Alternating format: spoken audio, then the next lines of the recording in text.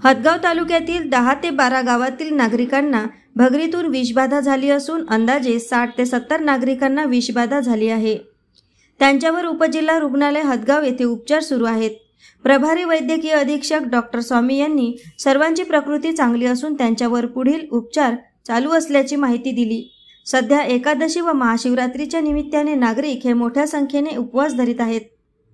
त्यामध्ये भगर हा पदार्थ उपवासाला खातात। त्यामुळे काल एकादशी निमित्त तालुक्यातील काही नागरिकांनी किराणा दुकानातून भगर विकत घेऊन त्याचे सेवन केले होते। या भगरीच्या सेवनानंतर काही नागरिकांना विषबाधा होऊन त्यांना मळमळ उलट्या व्हायला लागल्याने त्या नागरिकांनी त्वरित उपजिल्हा रुग्णालय हदगाव तसेच काहींनी हदगाव येथील काही खाजगी रुग्णालयात धाव घेतली आहे। भगर खाल्ला तेव्हापासून उलट्या चक्र यायला। कुठून आणला होता भगर? गावातल्या दुकानात। दुकानदाराचं नाव माहिती आहे? नाही। आता कशी बरं वाटते? आता थोडं फिरायला वाटायला। पूजा बालाजी नरवाडे रात्री 11 वाजतापासून त्रास व्हायला। कशामुळे त्रास व्हायला? भगरामुळे। केव्हा खाल्ला होता भगर? काल 8 वाजता संध्याकाळी। बरं बरं। कुठून आणला होता भगर? गावात दुकानातून। दुकानदाराचं नाव वगैरे काय आहे? नाही माहिती। कोतळ्याच्या 2 वाजता रात्री 2 वाजल्यापासून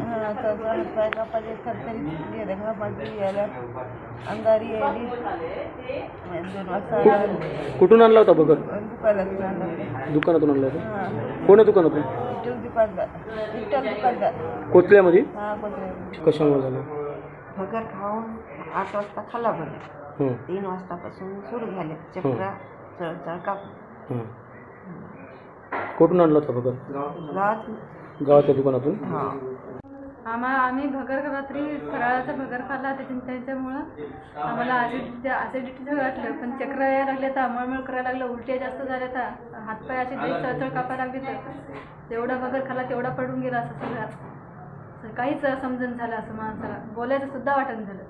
काल रात्रीपासून 15 ते 20 पेशंट ॲडमिट झालेले आहेत मळमळ चक्कर उलटी म्हणून, आणि ते सर्वजण सांगत आहेत की उपवासाचा भगर खाल्ल्यामुळे आम्हाला हा त्रास होत आहे। आपण त्यांना आता उपचार दिले। सगळे पेशंट सध्या धोक्याच्या बाहेर आहेत, पण उपचार चालू आहे।